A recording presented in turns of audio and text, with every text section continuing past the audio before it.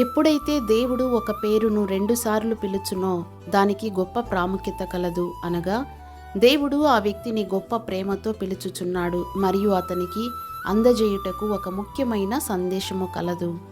విధేయుడైన తండ్రి తన ప్రియకుమారుని బలి అర్పించుటను నివారించుటకు దేవుడు అబ్రహామును రెండుసార్లు పిలిచెను. ఆదికాండం 22:11. అటు తరువాత దేవుడు తన గొప్ప సంకల్పమును అతనికి తెలియపరచెను. అబ్రహాము, ఇస్సాకు మరియు యాకోబు దేవుడు మోషేకు ప్రత్యక్షమై తన ప్రజలైన ఇశ్రాయేలీయులను ఐగుప్తు నుండి విడిపించుటకు అతనిని పిలిచి ఉన్నాడని తెలియజేయుటకు దేవుడు మోషేను రెండుసార్లు పిలిచెను.